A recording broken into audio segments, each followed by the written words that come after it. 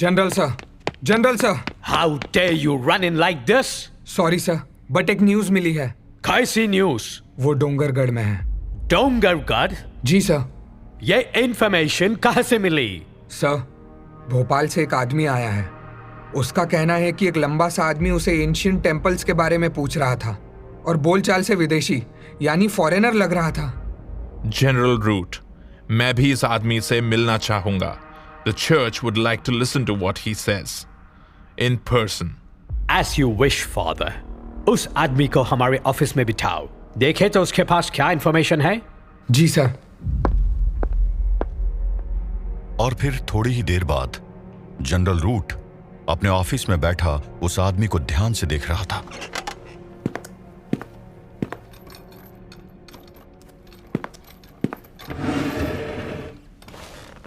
क्या साहब, आप मुझे ऐसे घूर के क्यों देख रहे हो?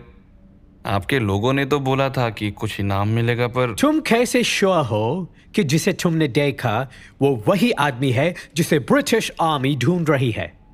वो क्या है ना साहब कि आपके लोग किसी अजीब आदमी को ढूंढ रहे हैं, और उसके जैसा अजीब आदमी तो मैंने आज तक नहीं देखा। अजीब? क्यों? एक तो साहब वो चाल ढाल से विदेशी लगता था, ऊपर से हर समय काले कपड़े पहने रहता था, और ऊपर से वो टोपी जो आप लोग पहनते हो ना, काला सा गोल सा। तुम्हारा मतलब हैट? जी साहब, वही। अब साहब, अपने देश में ऐसा कपड़ा कौन ही पहनता है? और कोई खास बात याद है तुम्हें?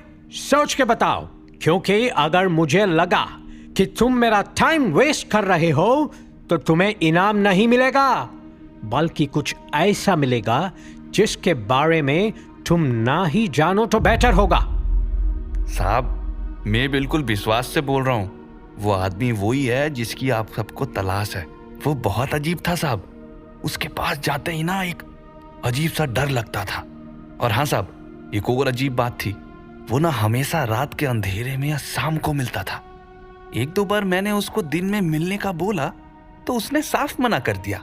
मुझे लगा कि शायद ये दिन में सोता होगा, लेकिन अब जब आपने पूछा तो मुझे लगता है कि ये थोड़ा अजीब सा है। मतलब दिन में कौन सोता है साहब, है ना? गलत तो नहीं कह रहा? जनरल रूट, ये वो हो सकता है, उसे धूप नुकसान पहुंचाती है।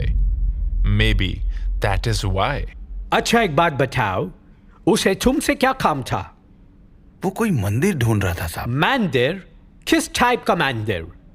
देखिए साहब, मैं आप जैसा गोरा साहब को बढ़िया बढ़िया पुराने मंदिर और खंडर दिखाने का काम करता हूँ। वो क्या बोलते हैं, गाइड।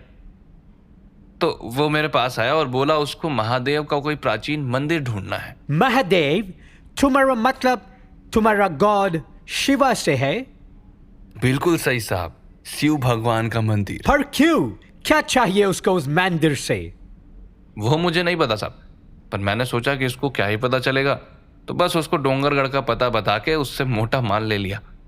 खैर, वो डोंगरगढ़ से वापस ही नहीं आएगा साहब। मतलब? मेरा परिवार उधर ही का रहने वाला है साहब। वो जंगल के अंदर कोई नहीं जाता, आसपास के आदिवासी भी उसकी गहराइयों में नहीं उतरते हैं। क्यों? पक्का नहीं पता साहब, पर उस जंगल की गहराई में कुछ ऐसा है कि जो भी अंदर गया कभी वापिस नहीं आया। उस जंगल में मौत बसती है। Indians and their stupid stories. वैसे तुम कभी उस इलाके में गए हो क्या? जब मैं 10 साल का था तब एक बार गया था, बस, उससे ज्यादा नहीं। आपको कुछ पूछना है फादर? नहीं, ये पक्का वही है, मगर ये आखिर ढूंढ क्या रहा है? वो तो अब उससे मिलने पर ही पता चलेगा। Anyway, तुमने अपना नाम क्या बताया? ओमकार साहब। तो ठीक है ओमकार, तुम्हें इनाम मिलेगा, बट अभी नहीं। अभी नहीं? तो फिर कब साहब? तुम्हें अभी एक काम और करना है। तुम हमें डोंगरगढ़ ले चलोगे। मैं? अरे साहब नहीं, मैं उधर नहीं जाऊंगा। क्यों मेरे को मरवा रहे हो साहब? सोच ले ओमकार, तुम या तो हमारे साथ डोंगरगढ़ चलोगे या फिर वहां जाओगे जहां से कोई लौट के नहीं आता है। मैं समझा नहीं। ओह, समझ गया साहब, मतलब मरना तो है ही, चलो फिर आप गोरा साहब की सेवा में अच्छे से खाते पीते ही मरा जाए। Smart decision father. मैं कल सुबह ही डोंगरगढ़ के लिए निकलूंगा। अगर चर्च से कोई साथ चलेगा तो उसे कल सुबह सनराइज तक यहां भेज दीजिए। Sure general route. एक और किरदार डोंगरगढ़ का मौसम बिगाड़ने के लिए उस ओर रुख कर चुका था, इस बात से अनजान कि वहां का मौसम पहले से ही बहुत बिगड़ा हुआ था। पता नहीं वो कहाँ मिलेगा। शाम होने वाली है, रात को जंगल जाग उठेगा। उससे पहले मुझे या तो उस अजनबी को ढूंढना होगा या फिर छुपने की कोई जगह ढूंढनी होगी। अनीता सार्जेंट वॉल्टर्स के लाख मना करने के बाद भी जंगल के अंदर आ चुकी थी और अब उस अजनबी ड्रैकुला को ढूंढ रही थी। अगर उस दरिंदे या फिर बोलो उस भेड़िए मानव को हराना है तो वो अजनबी ही हमारी मदद कर सकता है। मगर क्या वो ऐसा करेगा और क्यों? चिड़िया अपने घरों को वापस लौट रही है, यानी सनसेट होने वाला है। अब मुझे बहुत अलर्ट रहना होगा। सारे जंगली जानवर अंधेरा होने के बाद ही शिकार पर निकलते हैं और मेरे ख्याल से वो दरिंदा भी। मुझे मशाल जला लेनी चाहिए। अनीता ने तुरंत अपना बैग खोला और कुछ जरूरी सामान निकालने लगी। उसका हाथ बहुत तेजी से चल रहा था। कुछ ही देर में उसके हाथ में एक मशाल तैयार थी, बस अब उसमें आग लगाना बाकी था। अनीता ने पास में ही पड़े पत्थर को उठा लिया और उसको जोर जोर से साथ में घिसने लगी। जल जा यार, जल जा। जल गया। अब बस कपड़े पर थोड़ा सा तेल और ये हो गया इंतजाम। अब चलना चाहिए।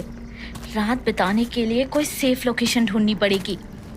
धीरे धीरे रात गहराने लगी थी।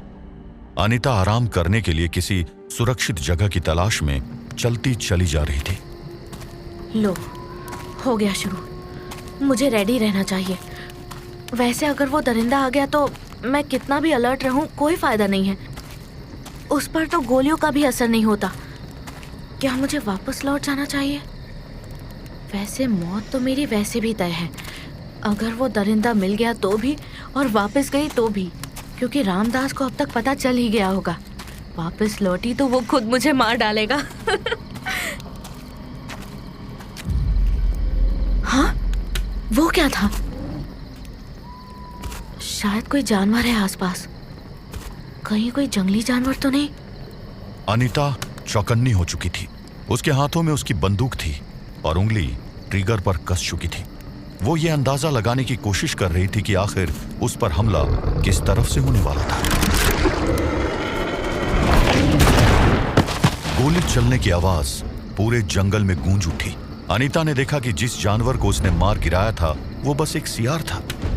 अनीता ने एक गहरी सांस ली, लेकिन अचानक एक ख्याल ने उसको और परेशान कर दिया। हाँ, इस गोली की आवाज तो दूर दूर तक गई होगी। चलो अच्छा ही है, बाकी के जंगली जानवर इस तरफ आने से डरेंगे। अनीता का सोचना सही भी था और गलत भी। उस बंदूक की आवाज से जंगल के बाकी जानवर सतर्क हो चुके थे, लेकिन कुछ ऐसे भी थे जिन्हें यह आवाज बुला रही थी। गोली की आवाज? लगता है कोई इंसान जंगल में आया है।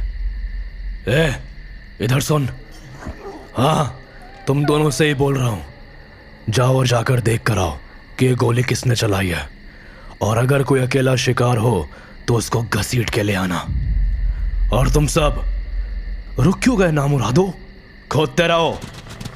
उस भेड़िए ने अपना जासूस अनीता की तरफ भेज दिया था, मगर अनीता इस बात से अनजान अपने रुकने का इंतजाम कर रही थी। उसने वहीं थोड़ी सूखी लकड़ियां इकट्ठी की और उसमें आग जलाने लगी, जिससे जंगली जानवर दूर रहे। और कुछ देर की मेहनत के बाद अनीता आग जलाकर उसी के पास लेट गई। समझ नहीं आ रहा कि जिस काम के लिए मैं निकली हूँ वो सही है या नहीं। कहीं मैं कोई गलती तो नहीं। वो आवाज सुन के अनीता एकदम से खड़ी हो गई और अपनी गन निकालकर चारों तरफ देखने लगी। लगता है फिर कोई सियार है। उस हल्की सी गुर्राहट को सुनकर अनीता फिर से अलर्ट हो चुकी थी। उसने एक बार फिर अपनी गन तान ली थी कि अचानक दूसरे डायरेक्शन से एक और आवाज सुनाई थी। अनीता को अब दो आवाजें सुनाई दे रही थी। और दोनों अलग अलग डायरेक्शन से।